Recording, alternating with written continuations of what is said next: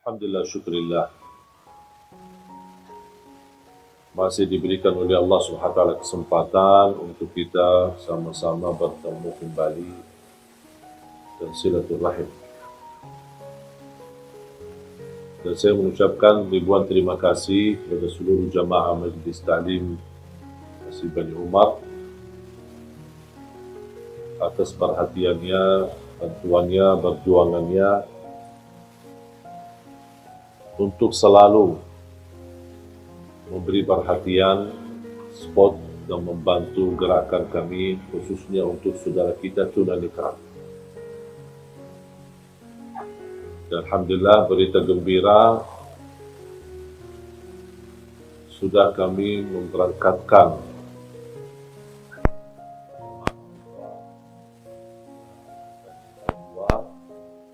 dari saudara kita tunanetra.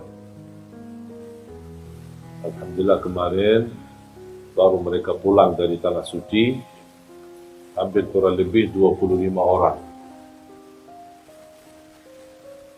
Dan subhanallah, walaupun saya tidak berkesempatan berangkat bersama mereka, tapi teman-teman dan tim dari yayasan temani mereka dan kawal, dan mereka mencerita begitu indahnya perasaan mereka sepanjang perjalanan ke Tanah Suci. Bayangkan 25 orang, tapi antri panjang, menarik perhatian. Dan alhamdulillah oleh petugas imigrasi sangat membantu kemudahan untuk proses penerbitan paspor. Ketika proses juga visa, ketika di Madinah pun alhamdulillah diberikan kemudahan. Jadi mereka sangat bangga dan senang. Yang buat saya terharu ketika melihat rekaman mereka ketika bertalbiyah, ketika berdoa, ketika lagi salat di Masjid Nabawi, dan mereka menangis. Dan mudah-mudahan kita terus memperjuangkan supaya kita mampu memberangkatkan insyaAllah haji untuk mereka.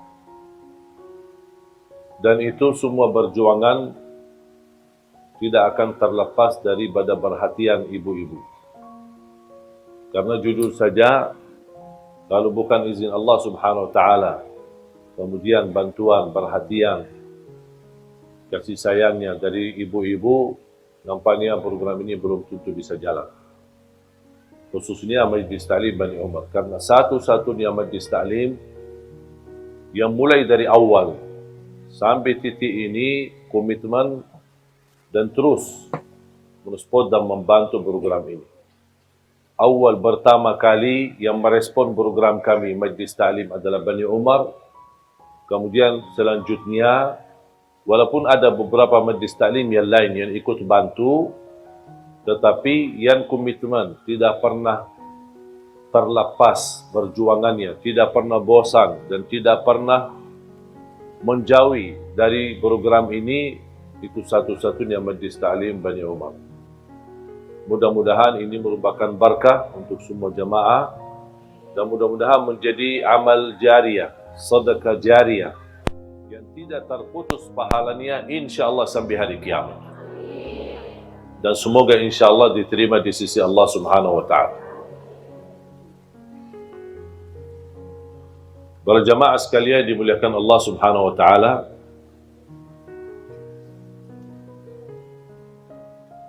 saya membaca satu kisah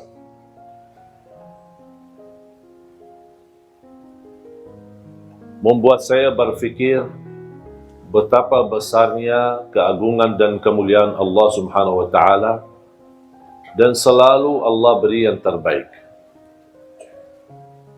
Cuma sayang sekali kita belum bisa tahu kebaikan tersebut kecuali sesudah kejadian ujian, bala, musibah cukup lama.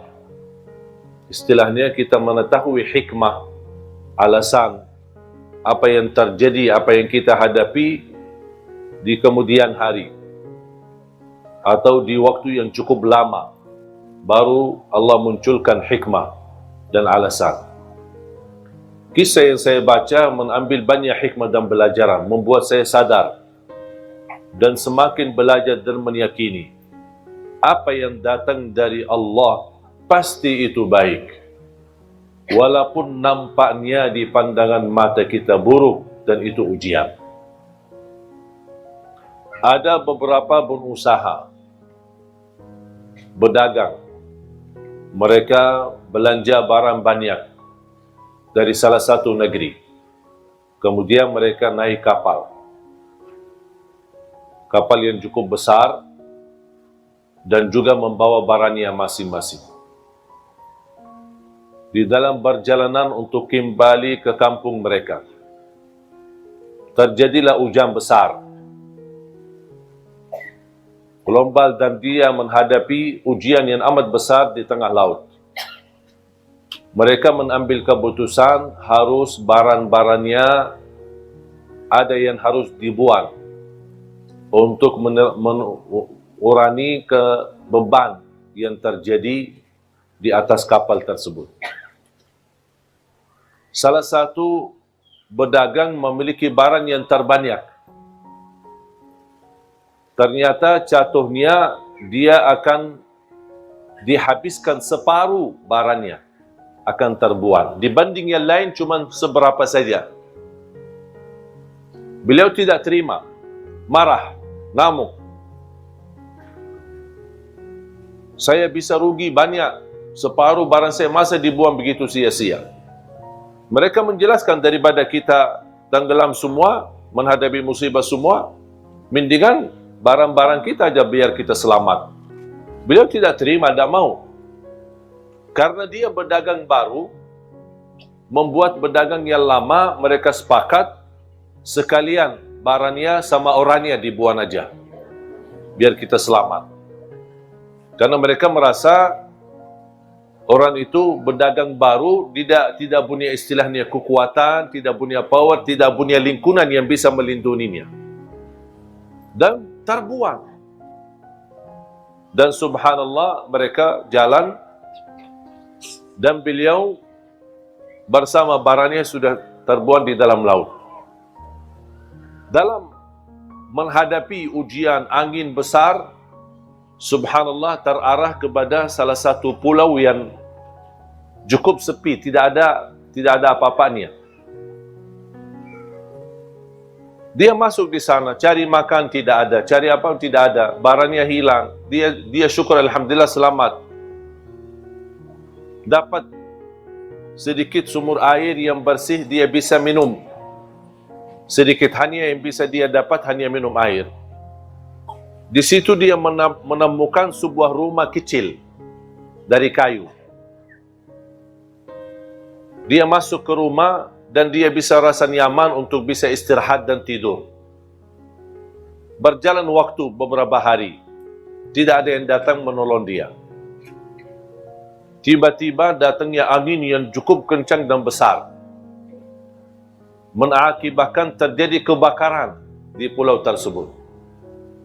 Dihabiskan semua pohon-pohon yang ada sekaligus rumah kayunya itu. Begitu dia diselamatkan dari kebakaran dan kehilangan tempat tinggalnya yang satu-satunya yang bisa melindungi dari bahaya, langsung dia berkata, "Ya Allah, kenapa ini? Sampai rumah yang aku tempati untuk mencari nyaman dan melindungi diri, kebakaran habis."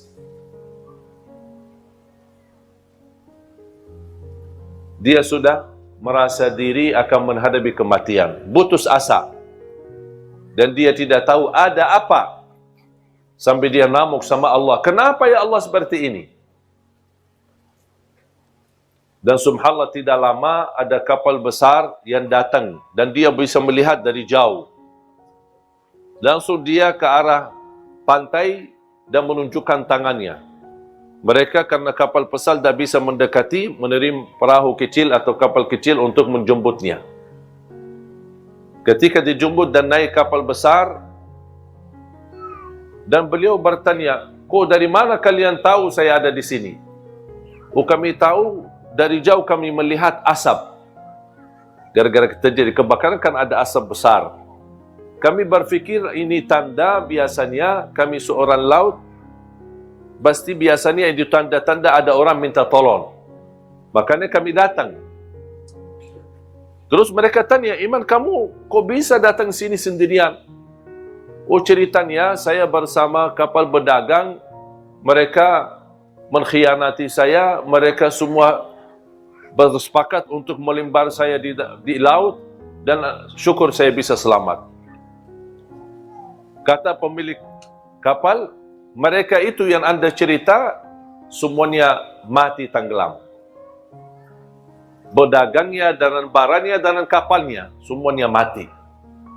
Baru dia sujud syukur. Dan dia berkata, ternyata ada hikmahnya. Faham ibu? Memang subhanallah Allah maha baik. Wallahi ibu-ibu tidak bakal tahu bagaimana cara Allah mengatur ujian kita. Tapi yakini Allah tidak pernah mau susahkan kita. Kalau ibu yang begitu cinta dan sayang sama anaknya, kira-kira mau nggak dia susahin anaknya?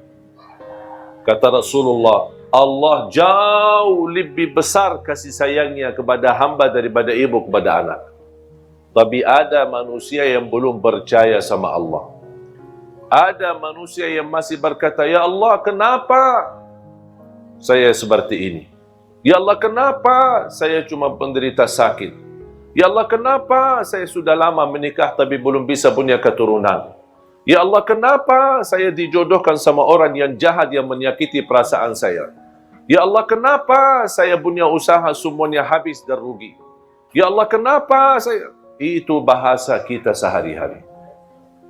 Padahal kita tidak tahu dan belum meyakini Allah jauh lebih sayang sama kita daripada ibu kepada anak. Ibu pun ketika lagi marah sama anaknya dan dia cupit, bukan karena dia benci sama anaknya, bukan dia tidak suka sama anaknya, justru cupitan itu karena sayang. Anggaplah yang terjadi dari Allah itu cupitan dari Allah Subhanahu. Barangkali kita ada kesalahan, barangkali ada kekurangan ibadah, barangkali terlalu sering ketiduran salat subuh, barangkali kita lupa baca Quran, barangkali kita sambat satu kali menyakiti hati orang tua. Walaupun satu kali, ada balasannya. Ada balasannya dari Allah SWT. Kita lupa, tapi Allah tidak pernah lupa. Ahsahullahu wa nasuh. Allah menghitungkannya, tapi manusia suka lupa. Makanya jamaah sekalian, belajar takdir Allah. Walaupun ada buruknya, tapi yakini di belakang keburukan ada hikmah, ada kebaikan, ada sesuatu yang kita tidak tahu. Contoh,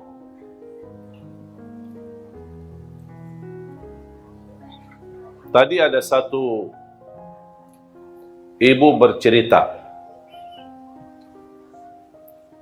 suaminya meninggal. Semoga diampuni Allah Subhanahu wa Ta'ala. Baru saja nikah 7 bulan. Cerita yang disampaikan oleh ibu, saya menanggapi bagaimana beliau cinta sama suaminya. Sudah almarhum. Beliau berkata, seandai kata saya menikah, tapi masih merasa terbeban karena dia sayang sama suaminya.